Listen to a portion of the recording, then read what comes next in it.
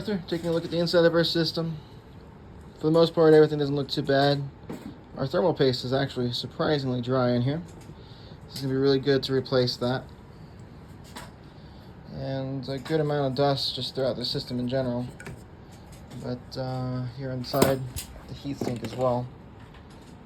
Let's see, what side was it? There's also a decent amount of dust collecting in there. But yeah, we'll get everything cleaned up and we'll solder on that port and get everything good to go. As far as the port goes, everything on the inside, the motherboard looks pretty clean. It's just the damage there up front. Get our port out. Okay, get that ready for a brand new connector. There's our new HDMI port. Nice and soldered in.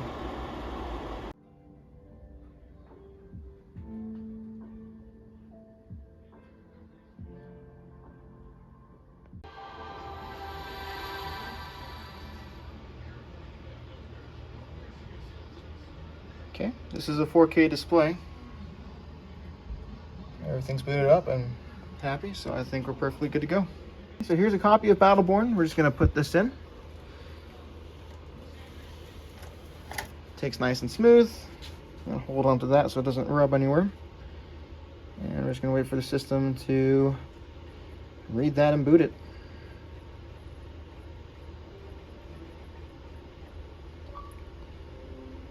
Okay, there it is. It popped up right there. It looks like it's going to take. There it is, Battleborn. We'll just wait for it to. All right, why is that? Is it because we're not connected to the internet?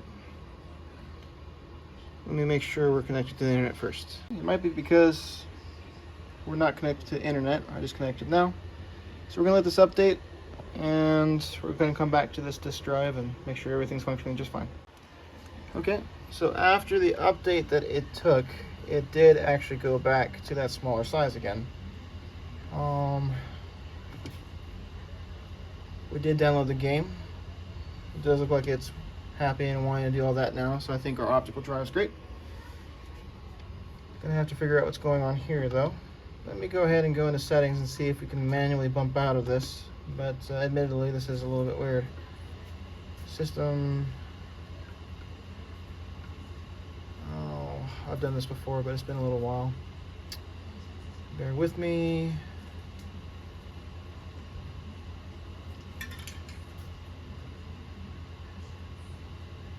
These languages. TV and display, there we are.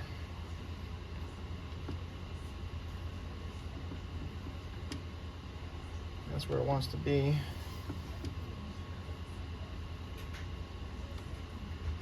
Okay, we're going to 4K.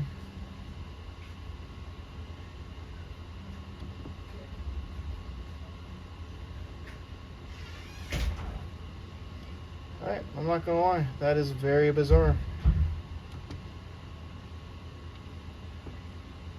We'll play around with this for a bit, but if we can't get this out of this again, I'm a little bit stumped. Okay, so I can manually bring this into 4K, it looks like.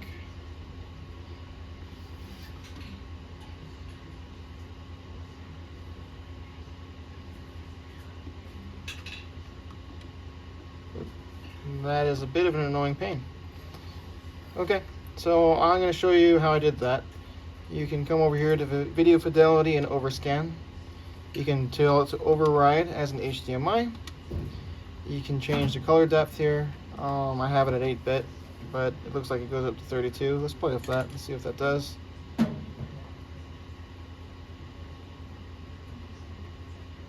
Keep. Color space standard. Alright, I wouldn't change the refresh rate. It should match what the TV is. Most TVs are standard 60 Hertz. Yeah, but we're able to boot up to 1440 and standard definition. Well, today's standard definition. It used to be high def back in the day, is 1080. 1440 should be our 4K. So yeah, I mean this is working, but something to be aware of is that we might have to have you do this manually, which is a pain I'm not sure if there's anything soldering wise I can do to remedy this any better outside of having replaced that chip and obviously replacing the HDMI port for you guys.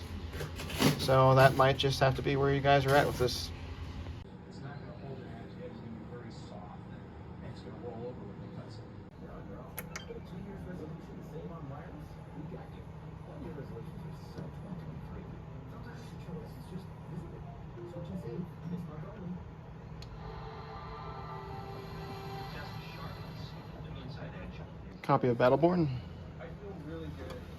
Testing is over. No matter what the judges say, I'm happy with the result because I've accomplished what I wanted to accomplish. Just challenge myself. Chad. There it goes.